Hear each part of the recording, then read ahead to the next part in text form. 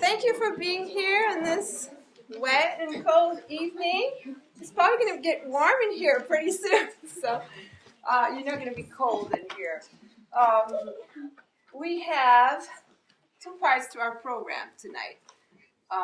We're presenting Tales from the Arabian Nights by the middle school, but first we're going to have a presentation by the fourth grade called How to Be a Kid. Before we move on to that, I would like to introduce my production team. These people are very important to me. I could not do this without them. And so first I want to talk about the work of Miss Mary. Where is she, Miss Mary? Can you get up?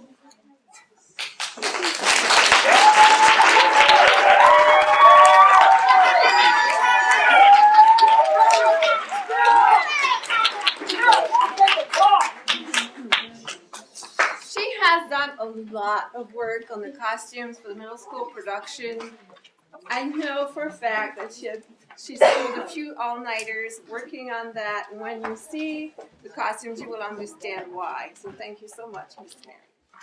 And then, of course, Joe Egley, my partner, the man I cannot live with, without sorry. That's not what I wanted to say. Okay. And then I cannot live without Joe Egley. He's taking care of all the technical stuff, and he's pretty much responsible for turning his space into a theater, and he's also spent a few weekends making some pretty cool props that you're going to see later.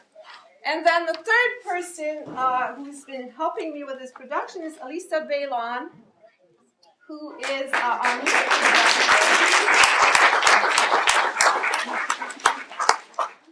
and who will also sing with the choir.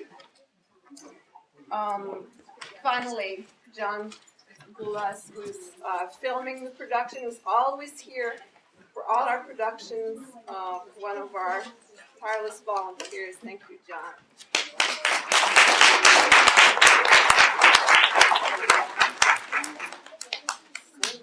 I think we're ready. Start.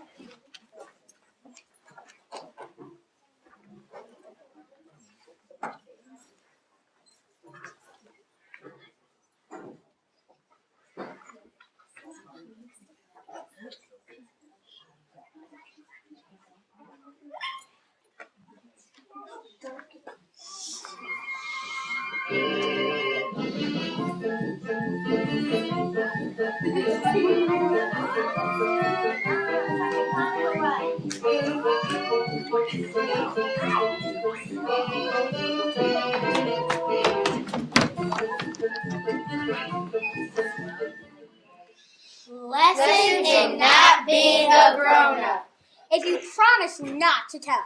We've got quite a lot to tell. Stuff we're not supposed to do. Stuff we should, but don't, because it's too gross to do. If you're shocked, don't yell. And whatever you do, don't tell. Even if you're grown up and lost your effervescence, Doesn't mean you can't have fun. it just means you need lessons.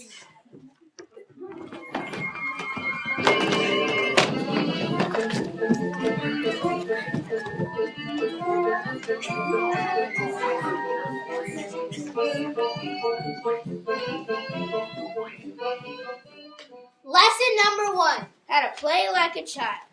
Wander around the house, trying different seats. Say, I'm so bored. I've never been so bored. I'm going to die of boredom. There's nothing to do. Your mother will suggest all sorts of games that you might like to play. Say, nah, I don't feel like it's a every one. Open the refrigerator, look inside, close the refrigerator. Decide to form a club. Appoint yourself president. Think about the kids in the class that you do not want to join because they have no personality at all. Call them up and announce that you're organizing a club and they can't join. Hey, cut out your bedroom window. Look in your mother's dresser drawers. Ask for the keys to the car. You want to sit in it and listen to the radio. Open the refrigerator, look inside, close the refrigerator. Decide to make chocolate pudding. Rip open the patch so that half the mix lands in the saucepan and the other half lands in the floor. Spread it around with your feet so that the mix blends in with the linoleum bricks. Stir the pudding, and when it doesn't thicken fast enough, say, it's probably done anyway.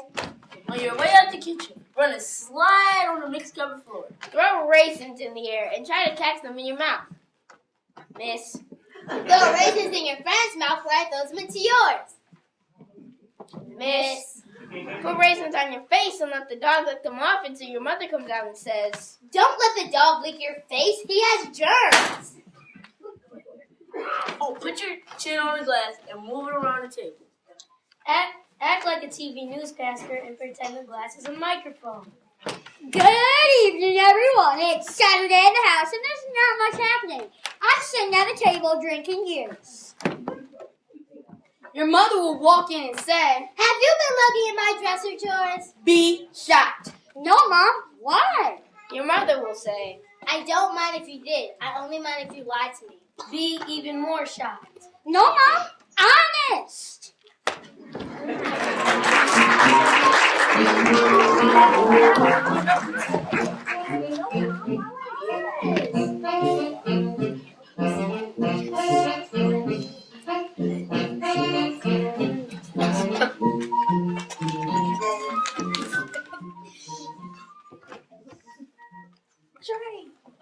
Lesson number 2.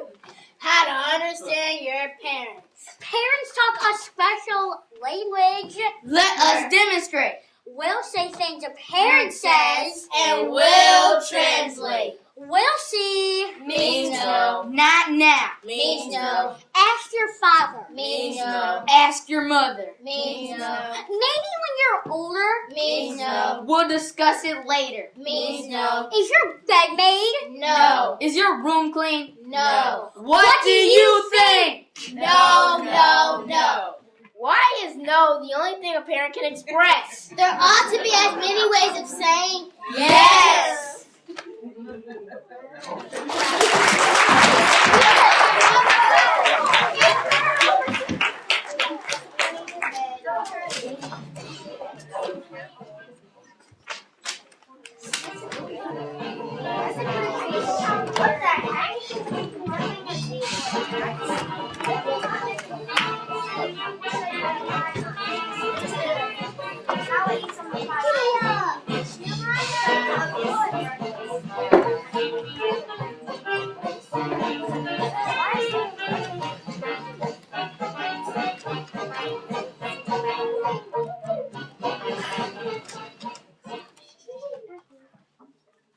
Lesson number 3. How to eat like a child, part 1. Hello there, we're eating potatoes with Rebecca and her brother Corey. Rebecca, tell us how you handle mashed potatoes. Well, George, first I pack the potatoes flat. Then I dig 3 or 4 holes to make gravy links. Then with my fork, I carve between the legs to... Watch the gravy. Oh yeah, and watch the gravy flow between them. I decorate the whole thing with peas. When do you eat the potatoes? I don't. What about French fries? Are they eaten? Definitely.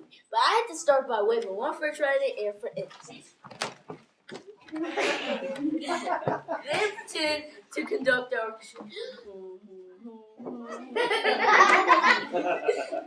Then stuff 4 french fries in your mouth and pull. Then put in your french fry. That's disgusting. That's disgusting. That's the point.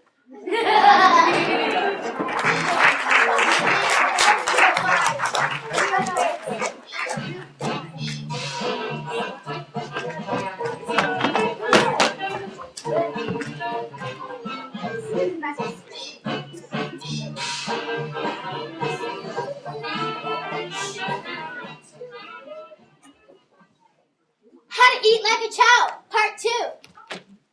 We've asked Brandon to discuss his approach to eating animal crackers. The reason we've asked him is because mainly little kids eat them. No offense, Brandon, but pretty much as soon as you know anything, you move right on to Oreos. I like Oreos. Good. Now why don't you take an animal card? What part do you eat first? The legs. Then? The head. Then? The body. Suppose you feel like eating the head first. You can't.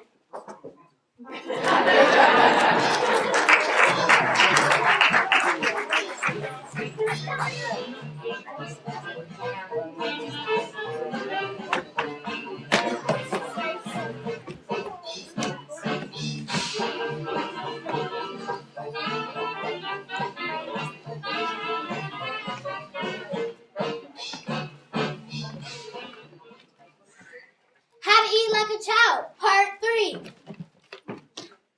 Oh, fried roast chicken boo. Fried chicken, yeah. Roast chicken boo. Excuse me. We're at the school cafeteria with Lily, who will show us how to eat a bag lunch. Where do you start? Roast chicken boo. Yes, no, I mean after that. What else do you have to eat? Carrot sticks. I've been those here. I see. What about your hard-boiled egg? I peel it, then cover it with dirty fingerprints and leave it on the cafeteria table. I see. What about your dessert? Oh yes, my dessert. Actually, I eat my dessert first. Sometimes I even eat it on my way to school, like this. It's important to get as much frosting on your face as possible. I think you need a napkin.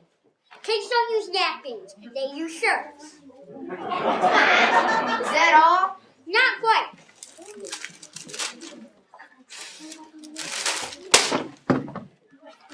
Then I spend the rest of the lunchtime sitting with the little kids.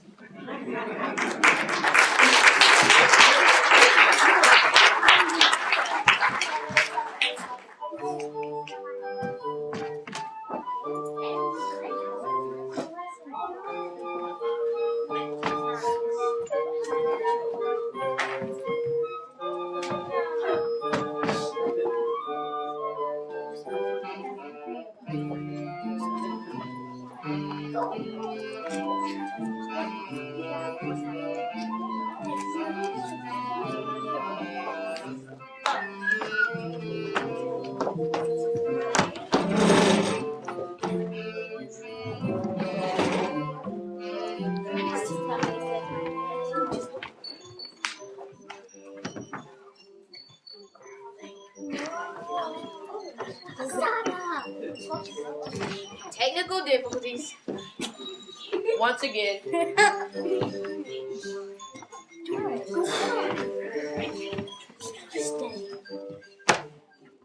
lesson. How to look forward to your birthday. Next Monday is my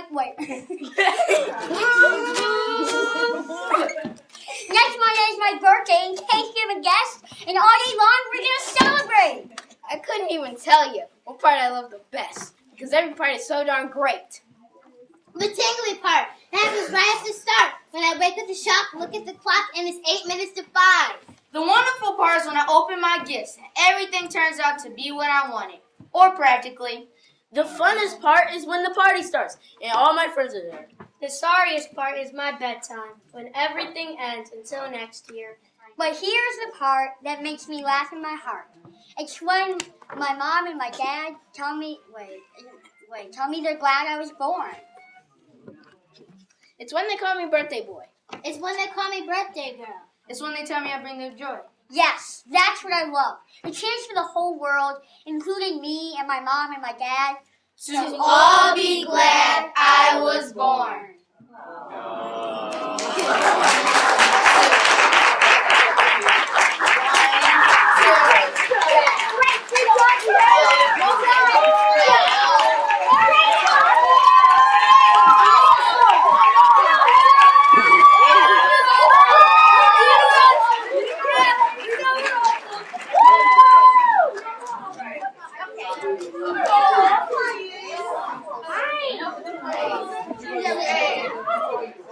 Now, fourth grade, now we're going to have...